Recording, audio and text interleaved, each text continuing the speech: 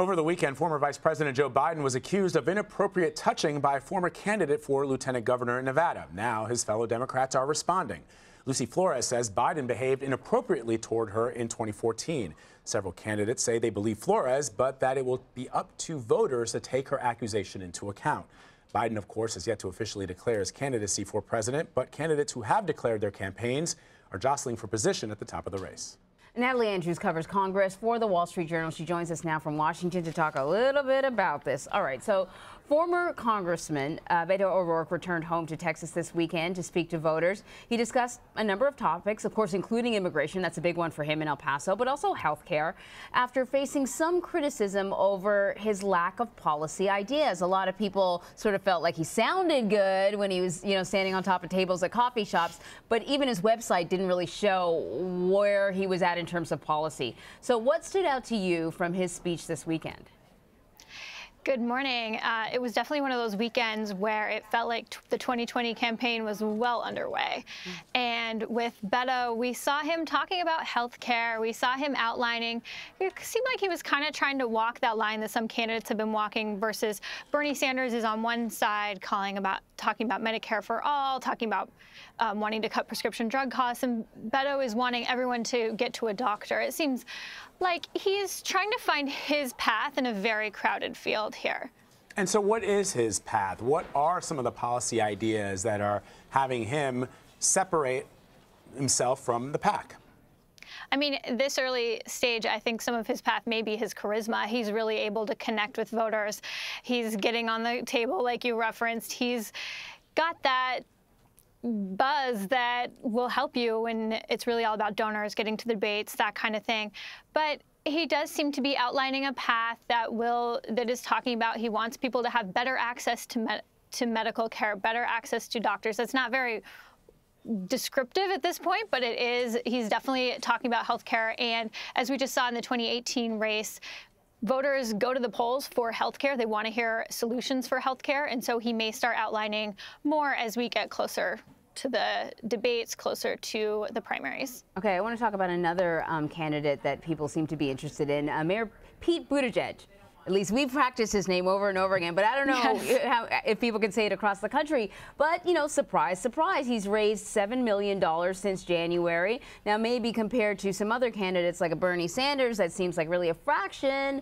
But it suggests that, people like him. What do you make of this declaration of how much money he's raised? Yeah, it really suggests he's getting buzz. I saw Mayor Pete shirts when I was out walking in D.C. over the weekend, so there's definitely some buzz around him. Right now, it's really all about getting to the debates for Democratic candidates. They need that 65,000 donors in order to qualify to get into the debates. There's some other qualifications too, but that's something we're really focusing on. And so with this quarter ending, where he can come out with a big number, it's not going to be as big as, say, Bernie Sanders or Beto, but it does show that he's a player, and it's going to tell maybe bigger donors to look at him, examine him. He can pull in more money in the second quarter. He'll really get on a roll. He did get into a little bit of, there's going to be an interesting path forward for whoever voters decide to nominate for the Democrats. He got into a little bit of hot water when he sort of seemed to criticize Hillary Clinton back in 2016 as to the reasons why she lost when compared to Donald Trump, essentially saying Trump, I want to actually read the quote so that people understand. Donald Trump got elected because in his twisted way, he pointed out the huge troubles in our economy and our democracy. At least he didn't go around saying that America was already great like Hillary did. The Clinton campaign, the folks who ran that campaign pushed back. Do you think that was a gaffe, or do you think that that's how he really feels and he will make those points during his run? Mayor Pete comes from South Bend, Indiana, which is a place that has struggled. It's struggled in the recession. I've been there and visited him when he was a mayor, before he was a candidate, and he talks about the need for industrial investment. He is a person who sees places of America that are hurting, and he is going to be talking about that. He wants to establish himself as the Midwest candidate, the candidate who understands that people's American dream hasn't gone as well as they thought it would, and the economy and Congress and Washington, he understands that they blame those people. And so I think we'll see him talking a lot more about that. That's something that he's talked about when he was running several years ago for DNC chair.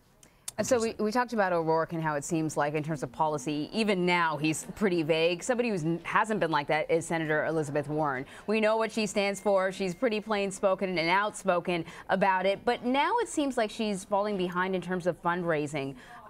You know, what do you suppose her challenges are going to be moving forward? You know, Elizabeth Warren wants to take this route where she's only going for small dollar donations, and she has not yet shown that that's a strength of hers. But I think in her announcement a little while ago that she wasn't going to be doing big dollar fundraisers and doing glitzy fundraisers in big cities that a lot of candidates do because they need that cash.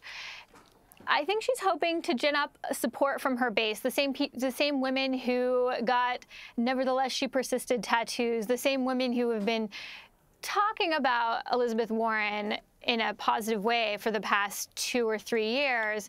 She's trying to get those people out and energized about her candidacy. She's in an interesting place because she does align quite a bit with Bernie Sanders, and she's really needing to carve her own path. There's several women senators running that have signed on to a lot of the same legislation. So she needs to find a way to make herself stand out. Natalie Andrews, thank you so much. Thanks, Natalie. Thank you.